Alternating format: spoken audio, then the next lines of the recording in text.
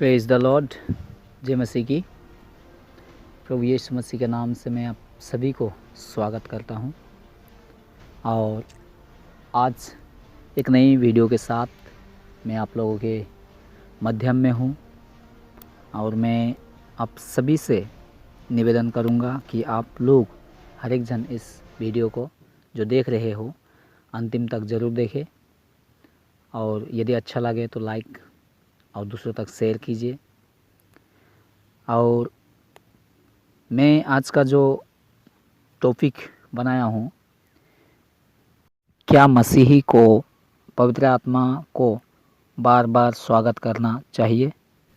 तो मैं आगे की ओर बढ़ाऊँगा इस वचन को और इस टॉपिक को कंटिन्यू करते हुए मैं आगे की ओर बढ़ रहा हूँ। तो मैं आप लोगों से रिक्वेस्ट करूँगा, जितना लोग आप इस मैसेज को, इस वीडियो को देख रहे हो, आप लोग हर एक जन जो वचन को मैं पढ़ूँगा आप लोग भी बाइबल को खोलिए और उन वचनों को मनन कीजिए, पढ़िए और समझने की कोशिश कीजिए। तो आप लोग इस समय छोटी सी प्रार्थना के द्वारा इस वीडियो को आप लोग देख सकते हो। आप लोग ऐसा प्रार्थना कर सकते हो कि प्रभु, जो भी वचन ये भाई, ये व्यक्ति, कोई मुझे ना पहचानने वाला भी हो सकता है, जो हम लोग का बीच में जो शेयर कर रहे हैं, ये वचन से या फिर मेरा खुद का पढ़ाई से मुझे अंडरस्टैंडिंग दे, मुझे समझ दे कि मैं क्या पढ़ रहा हूँ और क्या समझ रहा हूँ। तो हम लोग आगे की ओर बढ़ते हैं। मैं एक विशेष वचन से बात करूँगा आज के दिन। जो वचन है 1 कोरिन्थियों 12 का 3 वचन। यहाँ पर ऐसा लिखता है पौलुस, इसीलिए मैं तुम्हें चेतावनी देता हूँ कि जो कोई परमेश्वर की आत्मा की अगुवाई से बोलता है वह नहीं कहता कि यीशु श्रापित है, और ना कोई पवित्र आत्मा के बिना कह सकता है कि यीशु प्रभु है। अभी हम लोग इस वचन को यदि ध्यान से देखेंगे तो यहाँ पर क्लियर लिखा है कि जो कोई परमेश्वर की अगुवाई से बोलता है वह नहीं कहता, कभी भी वह नहीं कह सकता कि यीशु श्रापित है। जो कोई भी इंसान हो, मैं सिर्फ मसीही लोगों के विषय में बातचीत कर रहा हूँ, जो हम अपने आप को मसीही बेटा बेटी, क्रिश्चियन कहते हैं, बिलीवर्स कहते हैं, यीशु का फॉलोअर्स कहते हैं। उन सभी लोगों के लिए मैं बातचीत कर रहा हूँ। वो कभी नहीं कह सकता कि यीशु श्रापित है। वो कौन लोग जो परमेश्वर की आत्मा की अगुवाई, जो परमेश्वर के आत्मा उनको अगुवाई करता है, उनके अगुवाई को लेकर के वो कभी नहीं कह सकता कि यीशु श्रापित है। सेकेंड लाइन, और ना कोई पवित्र आत्मा के बिना कह सकता है कि यीशु प्रभु है।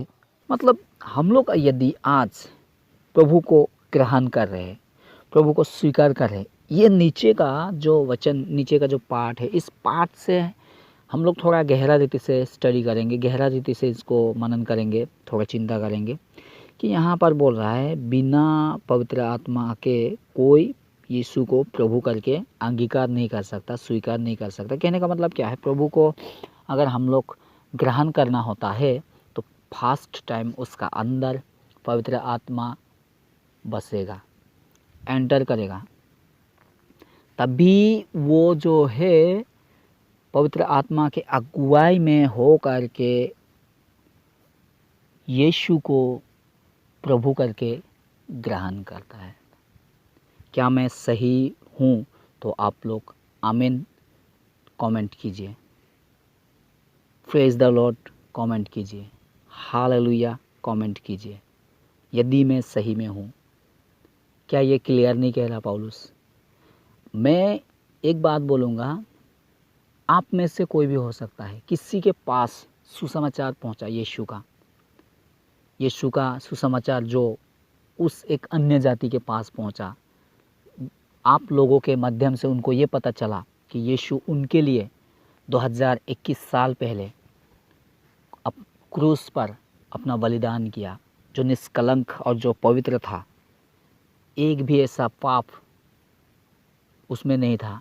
और वैसा व्यक्ति, उस व्यक्ति के लिए जिनको आप सुसमाचार सुना रहे हो, मरा और उसने जाना। लेकिन मैं कहूँगा, जानने से पहले जब आप सुसमाचार बता ही रहे हो, पवित्र आत्मा उसके अंदर जा कर के बसता है, यदि उसको ग्रहण करना हो इस वचन के अनुसार, और जा कर के उसको अगुवाई करता है कि आप यीशु को ग्रहण कीजिए। और जब वो यीशु को ग्रहण करता है या फिर प्रभु बोलता है कि यही मेरा प्रभु है, तो इसका मतलब है उसका अंदर पवित्र आत्मा बस चुका। ये क्लियर है। और यदि आपका सुसमाचार सुनाते समय में उसने ग्रहण नहीं किया या फिर प्रभु को श्रापित कहा, तो इससे ये क्लियर होता है कि उसके अंदर पवित्र आत्मा नहीं है। और परमेश्वर की आत्मा की अगुवाई से जो बोलता है वह नहीं कहता कि यीशु श्रापित है। तो कहने का मतलब क्या है? यदि हमारा पास में जो पवित्र आत्मा है, आप सुसमाचार सुनाते हुए किसी ने ग्रहण किया यीशु को प्रभु करके, तो आपको जानना पड़ेगा कि उसका अंदर उसी दिन पवित्र आत्मा बस चुका है। अगर उसी दिन उसने रिजेक्ट किया, यीशु को प्रभु नहीं माना, तो उसका मतलब है उसका अंदर पवित्र आत्मा नहीं है। तो ये वचन के अनुसार मैं इसी को कंटिन्यू करते हुए मैं आगे को और बढ़ूंगा। और जो वचन आज एक और वचन के साथ इसको मैं कंटिन्यू करूंगा, जो वचन है रोमी अध्याय 8 और वचन 9 हम लोग देखेंगे। हर एक जन इस वचन को भी आप लोग पढ़िए। रोमी अध्याय 8 और वचन 9, यहाँ पर क्या लिखा है? परंतु जबकि परमेश्वर का आत्मा तुम में वासता है, तो तुम शारीरिक दशा में नहीं परंतु आत्मिक दशा में हो। यदि किसी में मसीह का आत्मा नहीं, तो वह उसका जन नहीं। हम लोग जिस दिन प्रभु को स्वीकारते हैं, जिस दिन हम लोग यीशु को मसीहा करके ग्रहण करते हैं, उसी दिन हम उसके जन बन जाते हैं, हम उसका फॉलोअर्स बन जाते हैं, हम उसका सेवक बन जाते हैं, हम उसका कार्य करने वाला, उसका राज्य को बढ़ाने वाला बन जाते हैं उसी दिन। क्योंकि उसी दिन हमारे अंदर पवित्र आत्मा बसता है, परमेश्वर का आत्मा बसता है, उसी दिन ये वचन के अनुसार बसता है। और उसी दिन से हम आगे की ओर बढ़ते जाते हैं। और उसका मैं पूरा क्लियर आपको मैं एविडेंस के साथ में मैं आप लोगों को बोलूँगा। ये तब होता है आप निरंतर उसके राज्य के विषय में चिंता करते हैं। वो कोई संडे नहीं होता, वो कोई फ्राइडे नहीं होता, वो कोई सैटरडे नहीं होता है, वो किसी भी दिन हो सकता है। आप हर एक दिन उसके राज्य को बढ़ाने के में लगे रहेंगे। मैं किसको सुसमाचार सुनाऊँ, किसको मैं बताऊँ, कैसे उसका बलिदान हुआ, कैसे उसने आपका पापों के लिए मरा। ये सारे बातों के लिए आप लोग चिंता यदि करते हैं, तो उसका मतलब ही है कि आपके अंदर पवित्र आत्मा वास चुका है। और वही पवित्र आत्मा आज आप लोगों को जो है अगुवाई कर करके लेके जा रहा है। और आप दूसरों तक भी उसी पवित्र आत्मा के अगुवाई में सुसमाचार को पहुंचा रहे हो।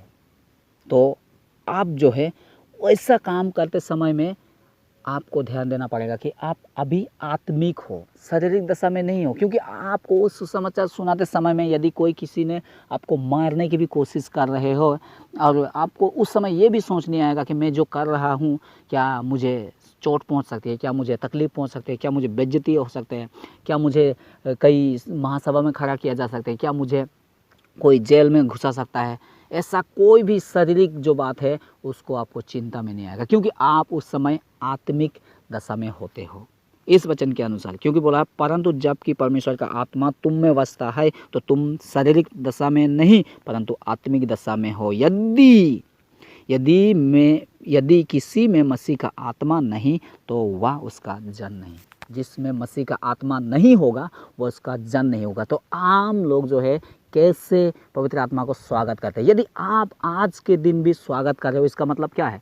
आपका अंदर पवित्र आत्मा नहीं है और आप मसीह के जन नहीं हो। आप वैसे ही सेवा कर रहे हो। ऐसे ही आप चर्च जाते हो, चर्च आते हो, सॉन्ग्स भी गाते हो, वर्शिप करते हो, आराधना करते हो, आराधना में पवित्र आत्मा को स्वागत करते हो, प्रार्थना में पवित्र आत्मा को स्वागत करते हो, लेकिन फिर भी आप उसके जन नहीं। क्यों? आप ही खुद उसका जो है सबूत दे रहे कि आपका अंदर पवित्र आत्मा नहीं है। क्यों नहीं है? आप स्वागत कर रहे हो। अगर आप में नहीं है तो आप उसके जन नहीं हो। इस वचन के अनुसार मैं अपने तरफ से कोई बनावटी नहीं बोल रहा हूँ, मैं कोई बना करके नहीं बोल रहा हूँ। आप लोग इस वचन को खुद पढ़ रहे हो और खुद समझ रहे हो। तो मैं आप लोगों को आज के दिन कहूँगा, आप लोग यदि इस दशा में हो, इस कैटेगरी में हो, इस लेवल में हो, तो आप लोग इस लेवल से बढ़िए, ऊपर आइए, आगे की ओर बढ़िए। इस लेवल में मत रहिए, मैं आप लोगों को कहूँगा। क्योंकि हम लोग यदि उसके जन नहीं हैं तो फिर हमें और आपको कोई फ़ायदा नहीं। एक वचन को स्मरण करते हुए मैं बोल रहा हूँ। क्यों बोल रहा हूँ? मत्ती का 7 अध्याय का आई थिंक 21 या फिर 22 वचन में है, वहाँ पर क्लियर बोला गया है। क्योंकि बहुत सारे अंत के दिन में मुझसे कहेंगे, हे प्रभु, क्या मैंने तेरे नाम से अद्भुत काम नहीं किए? क्या मैंने तेरे नाम से चंगाई नहीं किए? क्या मैंने तेरे नाम से दुष्ट आत्माओं को नहीं भगाया? क्या मैंने तेरे नाम से फलाना क्या क्या बातों को कहेंगे। लेकिन प्रभु उस वचन में क्लियर बात कर रहा है कि हे कुकर्म करने वाले, मेरे आँखों से, मेरे सामने से दूर हो जा, मैं तुमको कभी नहीं जाना। क्योंकि तुम्हारे अंदर जो है किसी दिन पवित्र आत्मा स्थायी रूप से रहा ही नहीं। तुम रोज़ के रोज़ प्रत्येक संडे स्वागत करते हो, प्रत्येक फ्राइडे स्वागत करते हो, सॉन्ग्स के द्वारा स्वागत करते हो, आप प्रार्थना के द्वारा स्वागत करते हो, आप वचन के द्वारा स्वागत करते हो। वचन ऐसा है ही नहीं, लेकिन आप स्वागत करते हो शब्दों के द्वारा, प्रीचिंग के द्वारा, सॉन्ग्स के द्वारा आप जो है स्वागत करते हो। क्योंकि मैंने तुमको कभी नहीं जाना। कभी का मतलब क्या है? एक ऐसा समय भी नहीं जो मैं आपके साथ में रहा फिरा, चला फिरा। ऐसा जानने का मतलब यही होता है कि मैं आपके साथ में बहुत समय बिताया हूँ और आपको जाना, ऐसा जानने का मतलब ये होता है। लेकिन आप जो है हर समय पवित्र आत्मा के बिना ही जीवन बिता रहे थे और संडे को स्वागत कर रहे थे, फिर जैसे ही चर्च से निकले पवित्र आत्मा गायब, आपके अंदर है ही नहीं। नेक्स्ट संडे फिर स्वागत करोगे, नेक्स्ट फ्राइडे फिर स्वागत करोगे, किसी एक संगति में फिर स्वागत करोगे। तो उसका क्लियर मतलब आप ही समझा रहे हो कि आपका अंदर पवित्र आत्मा नहीं है। और उसी पवित्र आत्मा के बिना आप सब कुछ कर रहे हो, संगति में भी जा रहे हो, चर्च में भी जा रहे हो, स्वागत भी कर रहे हो, सब कुछ कर रहे हो। तो उसी लोगों को प्रभु कह रहा है कि मैं तुमको कभी नहीं जाना। आप लोग क्लियर इस वचन को समझिए। मैं झूठ नहीं बोल रहा हूँ, मैं सच बोल रहा हूँ। यदि मेरे बातों में आपको विश्वास है तो आज आपका डिसीजन चेंज कीजिए। आप जहाँ है, जिस लेवल में हैं, उस लेवल से आगे की ओर बढ़िए। आप दूध पीने वाला बच्चा नहीं, आप ठोस भोजन, हड्डी खाने वाला, मीट खाने वाला, आप ऐसा मसीह बनिए। हड्डी नहीं खा सकते लेकिन मीट खाने वाला आप बनिए। अभी तक आप दूध मत पीजिए, दूसरा जो पिला रहे आपको दूध, वैसा दूध मत पीजिए। आप मैच्योर व्यक्ति बनिए। आप वचन को अधिक से अधिक स्टडी कीजिए, अपने अंदर बसने दो। मैं आप लोगों को कह रहा हूँ क्लियर। और एक वचन बोलूँगा, 1 कुरिन्थियों 3:16 वचन में क्लियर लिखा है, तुम परमेश्वर के मंदिर हो और तुम पर परमेश्वर का आत्मा वास करता है। उसका क्या मतलब हुआ? वास करता है। यूहन्ना के द्वारा क्यों प्रभु यीशु मसीह ने कहा, यूहन्ना ने क्यों लिखा, वो प्रभु यीशु मसीह ने क्लियर कहा कि मैं तुम्हें ऐसा एक सहायक दूंगा जो सर्वदा तुम्हारे अंदर रहेगा, तुम्हारे साथ रहेगा, तुम्हारा संगति रहेगा, किसी एक समय भी तुम्हें अनाथ नहीं छोड़ेगा। जिसको अनाथ नहीं छोड़ेगा, जिसका अगुवाई में सब लोग चलते हैं, उसी को प्रभु जानेगा, उसी को। लेकिन जो ये दिखावटी का कर रहे हो, आप लोगों को नहीं जानेगा। मैं आज के दिन यही वचन को आप लोगों के बीच में रखना चाहता हूँ। तो आप लोग प्लीज़ इस मैसेज को सुनिए, क्लियर से समझिए और दूसरों को भी समझाने की कोशिश कीजिए। यदि मेरे इन वचनों से, मैंने जो भी बातों को रखा, इनसे आपको यदि चोट पहुँचे तो मैं आप लोगों से माफ़ी चाहता हूँ। लेकिन क्लियर बात यही है, यदि आप इस लेवल में हो तो आप इस लेवल से आगे की ओर बढ़िए। मैं धन्यवाद देता हूँ सभी को इस वीडियो को अंतिम तक देखने के लिए। धन्यवाद सभी को। जय मसीह की।